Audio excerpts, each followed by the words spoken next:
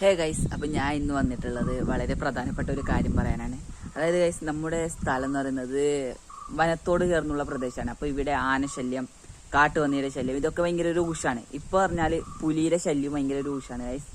അപ്പോൾ കുറേ മാസങ്ങളായി പുലിയുടെ ശല്യം നമ്മൾ അനുഭവിക്കുന്നത്.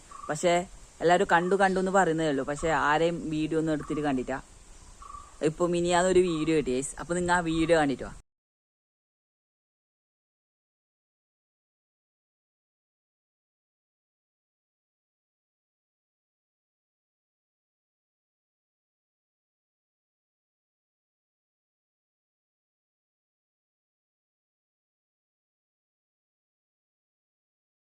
അപ്പോൾ ഗൈസ്, നിങ്ങൾ ആ വീഡിയോ കണ്ടില്ല ഗൈസ്? ആ വീഡിയോയിൽ തന്നെ കാണുന്നുണ്ട് വലിയ പുലിയാണ്, അത്യാവശ്യം നല്ല സൈസുള്ള പുലിയാണ്. അപ്പോൾ ഇവിടെയുള്ള നായൊക്കെ ഇപ്പോൾ ഏകദേശം തീർന്നു. ഇനി അടുത്തത് മനുഷ്യന്മാരിലേക്കാണ് പുലിയുടെ വരവ്. അത് ചെറിയ കുട്ടികൾ പോലും നടന്നിട്ട് പോകുന്ന വൈക്കാണ്, സ്കൂളിലൊക്കെ പോകുന്ന വൈക്കാണ് ആ പുലിയെ കണ്ടത്. അപ്പോൾ രാത്രി റിക്ഷയിൽ പോകുന്നവരാണ് ആ പുലിയെ കണ്ടിട്ട് വീഡിയോ എടുത്തത്. അപ്പോൾ വീഡിയോയിൽ കാണുമ്പോൾ തന്നെ നമുക്ക് പേടിയാണ്.